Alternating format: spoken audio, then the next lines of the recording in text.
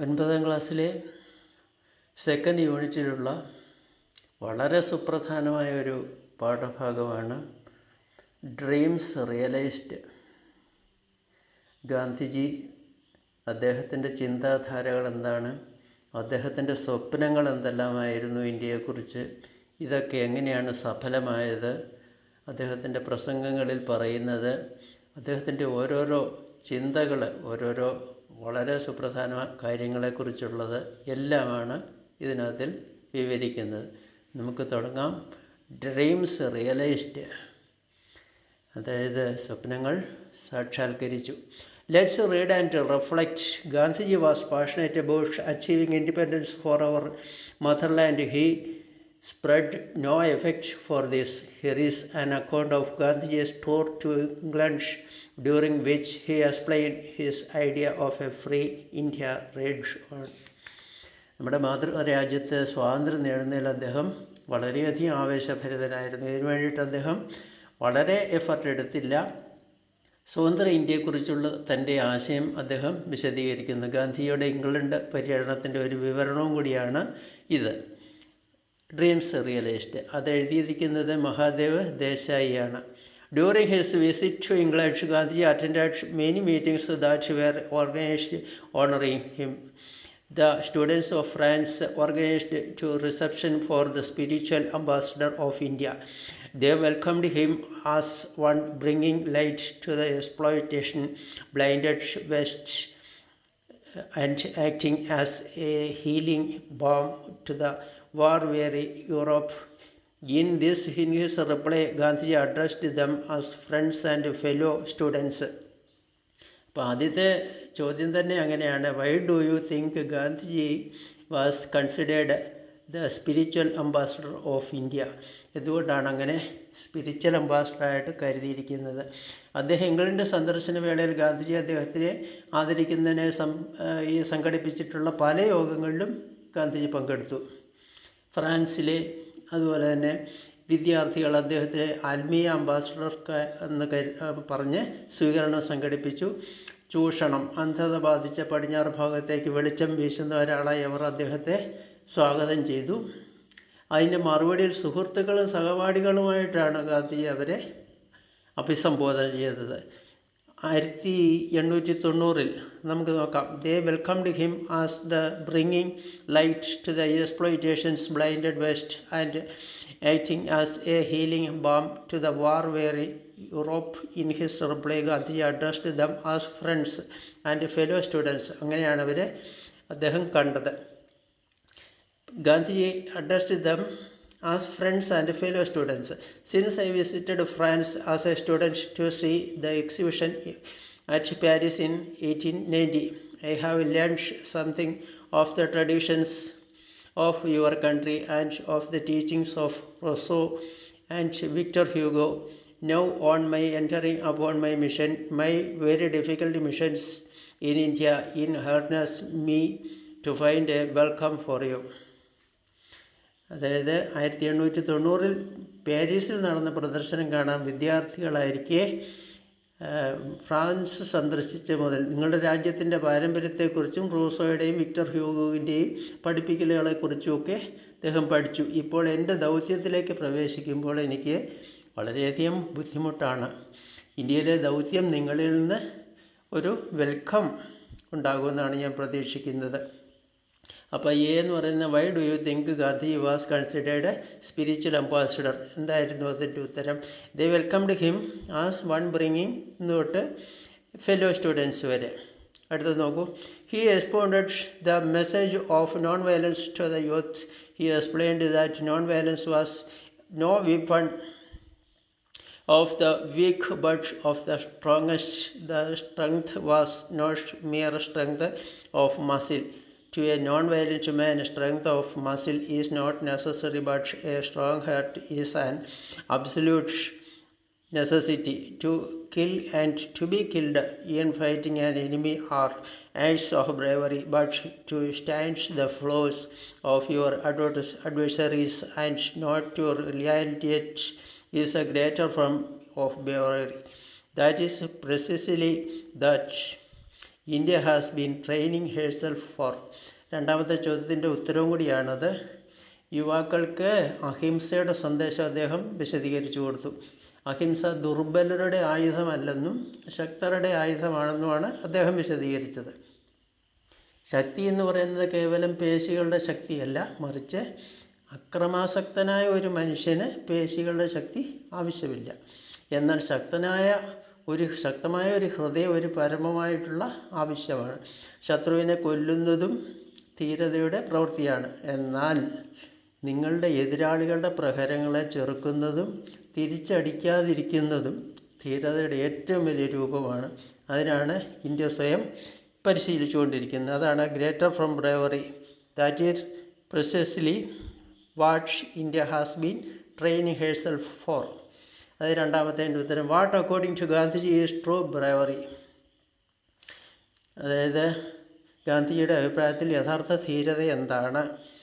To a non-violent man, strength of muscle is not necessary, but a strong heart is an absolute necessity. To kill and to be killed in fighting an enemy are acts of bravery, but to stand the blows of your adversaries and not to retaliate is a greater from bravery. That is precisely what India has been training herself for. അതാണ് ബിയുടെ ഉത്തരം രണ്ടാമത്തേൻ്റെ. ഇനി അടുത്തത്. In one of his speeches, he brought out the relation between education and non-violence. He said, മൂന്നാമത്തേൻ്റെ ഉത്തരമാണ്. What is Gandhiji's view of education? Real education consists not in packing the brain with facts and figures, not in passing examinations by reading numerous books, but in developing character. അതാണ് എഡ്യൂക്കേഷനെ കുറിച്ച് ഗാന്ധിജിയുടെ അഭിപ്രായം. അതെന്താണ്? തൻ്റെ ഒരു പ്രസംഗത്തിൽ വിദ്യാഭ്യാസവും അഹിംസയും തമ്മിലുള്ള ബന്ധം അദ്ദേഹം വെളിപ്പെടുത്തി. അദ്ദേഹം പറഞ്ഞു, യഥാർത്ഥ വിദ്യാഭ്യാസം അടങ്ങിയിരിക്കുന്നത് വസ്തുതകളും കണക്കുകളും കൊണ്ട് തലച്ചോറിനെ അങ്ങനെ ബിൽഡപ്പ് ചെയ്യുന്നതിൽ മാത്രമല്ല, നിരവധി പുസ്തകങ്ങൾ വായിച്ച് പരീക്ഷകളിൽ വിജയിക്കുന്നതിലല്ല, മറിച്ച് സ്വഭാവം വികസിപ്പിക്കുന്നതിലാണ് എന്നാണ് അദ്ദേഹം പറഞ്ഞത്. അതായത് reading numerous books but in developing character, അങ്ങനെയാണ് അദ്ദേഹം പറഞ്ഞത്. അത് മൂന്നാമത്തെ ചോദ്യം. അപ്പം ആദ്യത്തെ പേജ് നമ്മൾ കഴിഞ്ഞു. I can say that if you explore the possibilities of non-violence, you will find that without character it will prove a profitless study. In a movement such as we are conducting in India, we need the intellectual sympathy of the whole world. എന്താണ്? നിങ്ങൾ അഹിംസയുടെ സാധ്യതകൾ തിരയുകയാണെങ്കിൽ സ്വഭാവമല്ലാതെ അത് ലാഭരഹിതമായ പഠനമാണെന്ന് നിങ്ങൾ കണ്ടെത്തുമെന്ന് എനിക്ക് പറയാൻ കഴിയും. ഞങ്ങൾ ഇന്ത്യയിൽ നടത്തുന്ന പോലെയുള്ള പ്രസ്ഥാനത്തിൽ നമുക്ക് ലോകത്തിൻ്റെ മുഴുവൻ ബൗദ്ധിക കാര്യങ്ങൾ ആവശ്യമായിട്ട് വരുന്നുണ്ട്. അപ്പോൾ ബുദ്ധിപരമായ ചില കാര്യങ്ങൾ ഇതിലേക്ക് ആവശ്യമായിട്ട് വരുന്നുണ്ടെന്നാണ്. Scores of letters came to Gandhiji daily from all parts of Britain and the continent, welcoming him and expressing sympathy for his mission. Old friends who knew him years ago as a young student turned up to see him, and all the English friends, including civil servants, made a point of renewing their friendship. ബ്രിട്ടൻ്റെയും ഭൂഖണ്ഡത്തിൻ്റെയൊക്കെ എല്ലാ ഭാഗങ്ങളിലും ഗാന്ധിയെ സ്വാഗതം ചെയ്തു. അദ്ദേഹത്തിൻ്റെ ദൗത്യത്തോടെ അനുഭാവം പ്രകടിപ്പിച്ചും ദിനംപ്രതി 100 കണക്കിന് കത്തുകളാണ് അദ്ദേഹത്തിന് വന്നുകൊണ്ടിരുന്നത്. വർഷങ്ങൾക്ക് മുമ്പ് ചെറുപ്പത്തിൽ അദ്ദേഹത്തെ അറിയാവുന്ന പഴയ സുഹൃത്തുക്കൾ വരെ കാണാൻ വന്നുകൊണ്ടിരുന്നു. ഇങ്ങനെ അതിൽ സിവിൽ സർവീസുകാരുണ്ടായിരുന്നു, പിന്നെ അതുപോലെ തന്നെ പഴയ സുഹൃത്തുക്കളുണ്ടായിരുന്നു. അങ്ങനെ എല്ലാ ഇംഗ്ലീഷ് സുഹൃത്തുക്കളും ഈ സൗഹൃദം പുതുക്കാൻ വേണ്ടി എത്തിക്കൊണ്ടിരുന്നു. ഇനി അടുത്ത പോയിൻറ്റ്സ് നോക്കാം. Even celebrities who had heard about him were eager to meet him in person. Perhaps few would believe that when Gandhi was told that Mr. Charlie Chaplin would like to see him, he innocently asked who that distinguished person was. But as soon as he was told that Mr. Chaplin came from the people and lived for the people and that he made millions laugh, he agreed to meet him. അതായത് what merit did Gandhiji see him Charlie Chaplin, അങ്ങനെ ഒരു ചോദ്യമുണ്ട് ഇതിനകത്ത്. അപ്പം നമുക്കത് അദ്ദേഹത്തോട് കേട്ടറിഞ്ഞ സെലിബ്രിറ്റികൾ പോലും അദ്ദേഹത്തെ നേരിട്ട് കാണാൻ വേണ്ടി ആകാംക്ഷയോടെ ഓടി വരികയാണ് ചെയ്തത്. അതിന് ചാർലി ചാപ്ലിൻ തന്നെ അദ്ദേഹത്തെ കാണാൻ ആഗ്രഹിക്കുന്നുവെന്ന് ഗാന്ധിജിയോട് പറഞ്ഞപ്പോൾ ആ വിശിഷ്ട വ്യക്തി ആരാണെന്ന് അദ്ദേഹം നിഷ്കളങ്കമായിട്ട് അന്വേഷിച്ചു.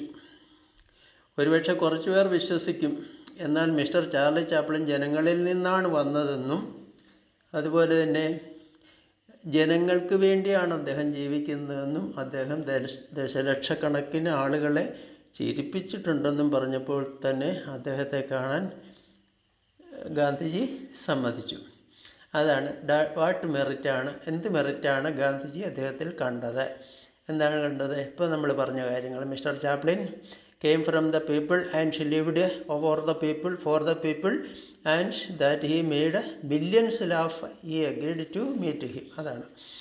Chaplin had evidently heard of Gandhi's spinning wheel, and the very first question he asked was why Gandhi was against machinery.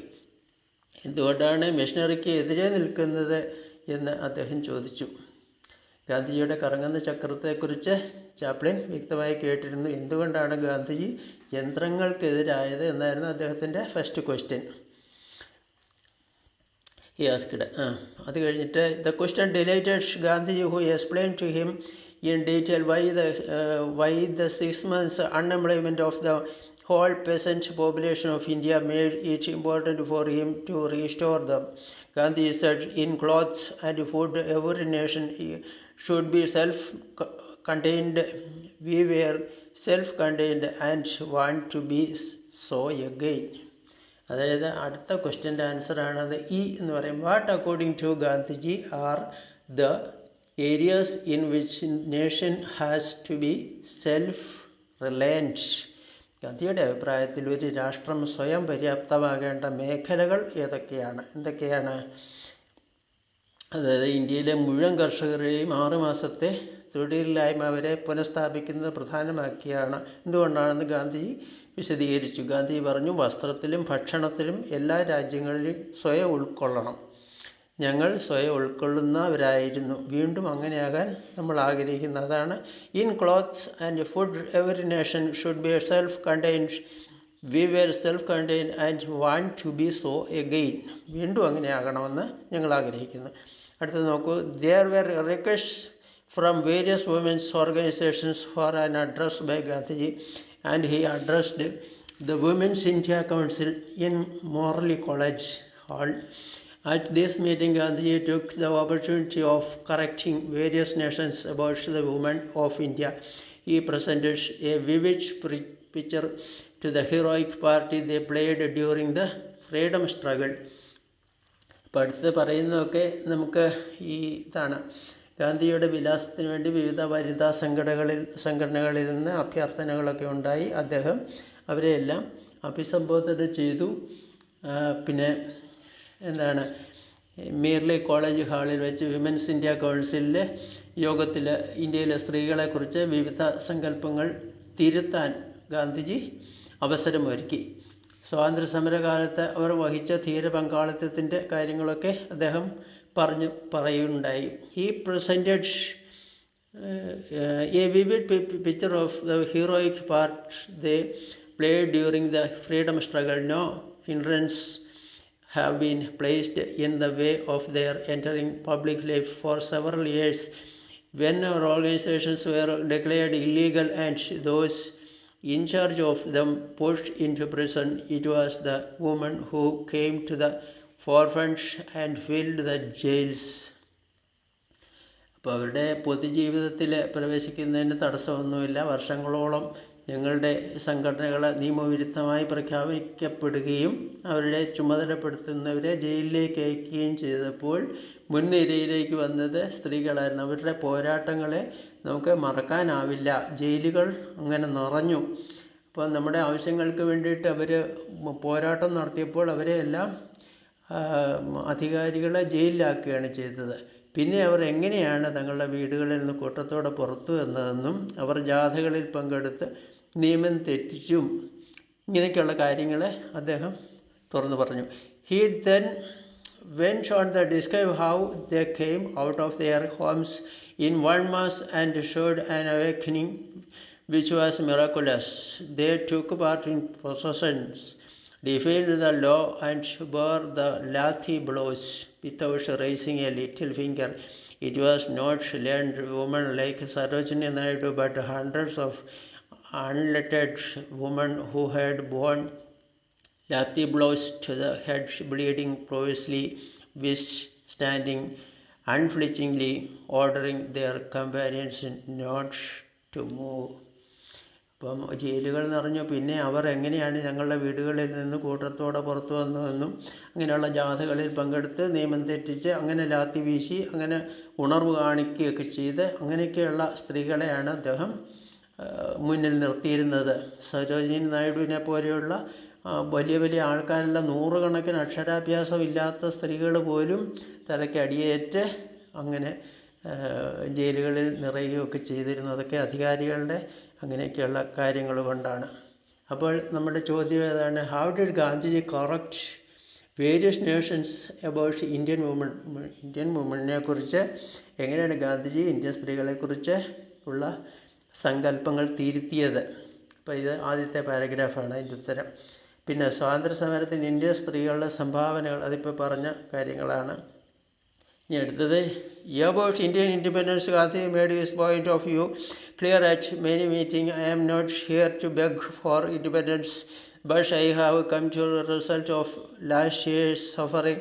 There is no much things as a gift of independence from one nation to another. I am here to testify that we shall continue the process of self-sacrifice until at last no Britisher will want to remain in India as a ruler. എന്താണിത്? Indian സ്വാതന്ത്ര്യത്തെക്കുറിച്ച് ഗാന്ധിജി പല യോഗങ്ങളിലും തൻ്റെ കാഴ്ചപ്പാടുകൾ, അതായത് അദ്ദേഹത്തിൻ്റെ കാഴ്ചപ്പാടുകൾ എന്തൊക്കെയാണെന്ന് ചോദിച്ചേക്കുന്നത്. What is Gandhiji's concept of Indian independence? അദ്ദേഹത്തിൻ്റെ ചിന്തകളിലുള്ള കാര്യങ്ങളാണ്. സ്വാതന്ത്ര്യത്തിന് വേണ്ടി യാചിക്കാനല്ല ഞാനിവിടെ വന്നത് എന്നാണ് അദ്ദേഹം പറയുന്നത്. ഒരു രാജ്യത്തിൽ നിന്ന് കഷ്ടപ്പാടിൻ്റെ ഫലമായിട്ടാണ് ഞാൻ വന്നിരിക്കുന്നത്. ഒരു രാജ്യത്തിൽ നിന്ന് കഷ്ടപ്പാടിൻ്റെ ഫലമായിട്ട് ഒരു രാജ്യത്തിൽ നിന്ന് മറ്റൊരു രാജ്യത്തിന് സ്വാതന്ത്ര്യം എന്ന സമ്മാനം എന്നൊന്നുമല്ല പറയുന്നത്, ഞങ്ങൾ സാക്ഷ്യപ്പെടുത്താൻ ഇവിടെയുണ്ട്. അവസാനം വരെ ഒരു ബ്രിട്ടീഷുകാരനും ഒരു ഭരണാധികാരിയായി ഇന്ത്യയിൽ തുടരാൻ ഞങ്ങൾ ആഗ്രഹിക്കുന്നില്ല എന്നൊക്കെയാണ്. അത് അങ്ങനെ തുടരുന്നെങ്കിൽ അത് ആത്മത്യാഗപരമായ പ്രക്രിയയാണ് എന്നാണ് അദ്ദേഹം തറപ്പിച്ച് പറഞ്ഞിരിക്കുന്നത്. അതാണ് Gandhiji's concept of Indian independence. At the federal structure committee of the round table conference, Gandhiji spoke about his dream of independence India. If I want freedom for my country, അതായത് ഒട്ടവേശ സമ്മേളനത്തിൻ്റെ ഫെഡറൽ സ്ട്രക്ചർ കമ്മിറ്റിയിൽ ഗാന്ധിജിക്ക് സ്വാതന്ത്ര്യ ഇന്ത്യയെക്കുറിച്ച് തൻ്റെ സ്വപ്നത്തെക്കുറിച്ച് സംസാരിച്ച് തൻ്റെ രാജ്യത്തിന് സ്വാതന്ത്ര്യം വേണമെങ്കിൽ, do not want that freedom in order that I may exploit any other race upon earth or any single individual. എന്താണ്? ഭൂമിയിലെ മറ്റേതെങ്കിലും വംശത്തെയോ ഏതെങ്കിലും ഒരു വ്യക്തിയോ ചൂഷണം ചെയ്യാൻ വേണ്ടി ആ സ്വാതന്ത്ര്യം എനിക്ക് വേണ്ട. അതൊക്കെയാണ് ഈ സ്വാതന്ത്ര്യത്തെക്കുറിച്ചുള്ള കൺസെപ്റ്റുകൾ. അങ്ങനെ ഗാന്ധിജി മറ്റെല്ലാ സ്വാതന്ത്ര്യ സമരത്തെയും ചേർന്ന് ഇന്ത്യക്ക് നിയമാനുസൃതമായ സ്വാതന്ത്ര്യം നൽകാൻ ബ്രിട്ടീഷ് ഭരണാധികാരികളെ പ്രേരിപ്പിക്കുകയാണുണ്ട്. അത് അദ്ദേഹത്തിൻ്റെ വാക്കുകളിൽ അവരുടെ ജന്മാവകാശമായിരുന്നു. Thus Gandhi, along with all the other freedom fighters, persuaded the British rulers to give India her legitimate independence, which in his words was her birthright. The dream of independence was accomplished by his inimitable method of unwavering non-violence and non-cooperation. എന്താണ്? ഗാന്ധിയുടെ പ്രസംഗങ്ങൾ അചഞ്ചലമായ അഹിംസയുടെയും നിസ്സഹകരണവും അദ്ദേഹത്തിൻ്റെ അനുകരണീയമായ രീതിയിലൂടെയാണ് അദ്ദേഹം സ്വാതന്ത്ര്യം എന്ന സ്വപ്നം സാക്ഷാത്കരിക്കപ്പെട്ടത്.